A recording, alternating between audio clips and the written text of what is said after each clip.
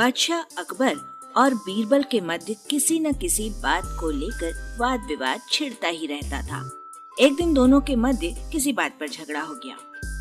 बीरबल को क्रोध आ गया और वो रूठ कर दिल्ली से 15-20 कोस दूर एक गांव में अपना नाम बदलकर रहने लगे। गांव का पटेल भगवत सिंह भाटी राजपूत था। वो बड़ा दयालु था। जो कोई परदेसी उस गांव में आता वो उसकी बड़ी आवभगत करता था।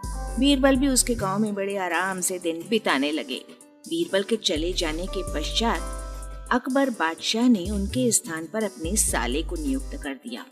ये बात यद्यपि अकबर बादशाह को नापसंद थी, लेकिन बेगम को खुश करने के लिए उन्हें ऐसा करना पड़ा। दीवान के पद पर नियुक्त हुए बादशाह के साले को अभी 10 दिन भी नहीं हुए थे कि शहर में अव्यवस्था फैलने लगी। लोग आपस में लड़ने झगड़ने लगे, न्याय की व्यवस्था बिगड़ने लगी, चारों तरफ अशांति फैल गई। अकबर बादशाह ने अपने साले की बुद्धि की परीक्षा लेकर बेगम और अन्य लोगों को कुछ दिखाने का विचार किया। वे नए दीवान को साथ लेकर पीर साहब की दरगाह पर गए। लौटते समय उन्होंने धूल में हाथी के पैर का एक चिन्ह देखा। अकबर ने दीवान को हुक्म दिया कि 3 दिन तक इस चिन्ह की स्वयं रक्षा करो। इतना कहकर अकबर बादशाह अपने महल चले गए और नया दीवान हाथी के पैर के चिन्ह का पहरा देने लगा। सारा दिन पहरे में बीत गया। दूसरे दिन भी उसको खाने के लिए कुछ नहीं मिला। इस प्रकार 3 दिन तक लगातार भूखे रहने और लगातार जागने से दीवान बहुत कमजोर हो गया था। चौथे दिन उसने अकबर बादशाह के पास जाकर उस चिन्ह की रक्षा करने का सविस्तार वर्णन कह सुनाया, जिसे सुनते ही अकबर बादशाह ने उसकी बुद्धि की थाह पाली। कुछ समय पश्चात बादशाह अकबर ने बीरबल को खोजने का विचार किया। इसके लिए उन्होंने गांव-गांव में ये आदेश पहुंचा दिया कि दिल्ली में सरकारी कुएं का विवाद है, इसलिए जो जमींदार अपने गांव के सब कुओं को लेकर नहीं आएगा उस पर 10,000 मोहरों का जुर्माना किया जाएगा। बादशाह अकबर का ये आदेश जिस गांव में बीरबल रहते थे वहां भी पहुंचा। तब गांव का पटेल गांव वालों को एकत्रित करके बोला, अकबर बादशाह बड़ा मूर्ख है। कहीं कुएं को भी एक जगह से दूसरी जगह ले जाया जा सकता है। अब बताओ भला क्या किया जाए। यदि बादशाह अकबर की आज्ञा का पालन न किया गया तो 10,000 मोहरों का दंड देना पड़ेगा। उस समय बीरबल भी वहाँ मौजूद थे। ये खबर सुनकर उन्होंने सोचा, अकबर बादशाह ने मेरी तलाश के लिए ये योजना बनाई है। अब किसी तरह प्रकट होकर उनकी योजना सफल करना ही उचित है। ऐसा करने से मेरा और अकबर बादशाह दोनों का महत्व प्रकट होगा। ये सोचकर उन्होंने कहा, पटेल जी, अब किसी प्रकार की चिंता न करें, उपाय मैं बताऊंगा। आपने इतने दिन तक मुझे अपने गांव में शरण दी है, उसके बदले मुझे भी तो कुछ करना चाहिए। आप मुझे और 2-4 आदमियों को साथ लेकर दिल्ली चलो। वहाँ नगर के बाहर डेरा डालकर अकबर बादशाह को कहलवा भेजो कि हम अपने कुओं को लेकर नगर के बाहर आ पहुँचे हैं। आप अपने कुओं को अगवानी के लिए भेजो। बिना अगवानी के हमारे कुएं नगर में नहीं घुसेंगे। इसका परिणाम होगा कि बादशाह कुएं लेकर तो आ नहीं सकेंगे, इसलिए वे हमारा बहुत स्वागत सत्कार करेंगे। बीरबल का ये उपाय सबको पसंद आया। उसी दिन बीरबल को साथ लेकर गांव के मुखिया दिल्ली की ओर रवाना हुए।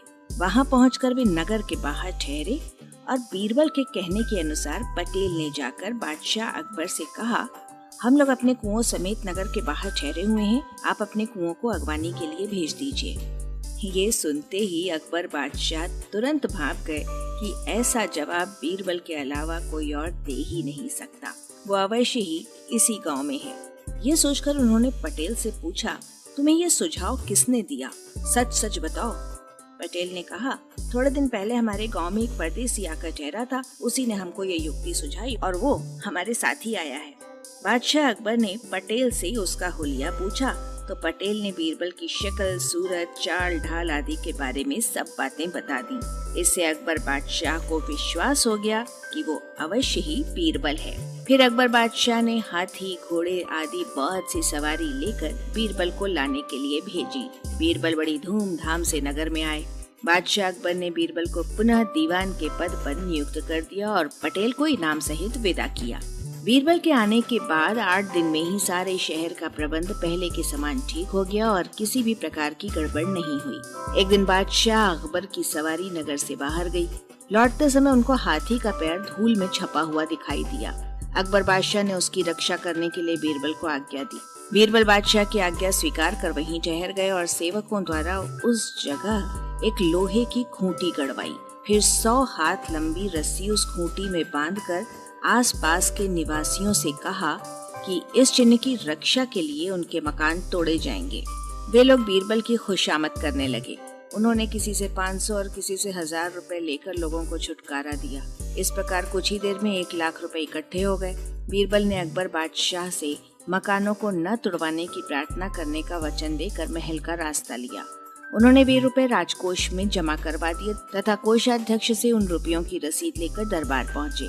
जब बादशाह अकबर ने हाथी के पैर के चिन्ह की रक्षा के विषय में पूछा तो बीरबल ने जवाब न देकर 1 लाख रुपए की रसीद दिखा दी। बादशाह अकबर ने रसीद का मतलब पूछा। इस पर बीरबल ने कहा, हाथी के पाँव के चिन्ह की रक्षा करने में ये रुपए प्राप्त हुए हैं। अकबर बादशाह और दरबारियों को इस बात पर बड़ा आश्चर्य हुआ। फिर अकबर बादशाह ने अपने साले को बुलाया और कहा, तुम हाथी के पैर के चिन्ह की रक्षा करने में 3 दिन तक भूखे मरे और कुछ भी प्राप्त नहीं कर सके। बीरबल ने बिना प्रयास के एक ही दिन में 1 लाख रुपए कमा लिए, इसलिए तुम कभी भी दीवान पद के योग्य हो ही नहीं सकते। ये सुनकर बादशाह का साला चुपचाप वहाँ से चला गया और उसके पश्चात फिर कभी उसने दीवान पद के लिए हठ नहीं किया।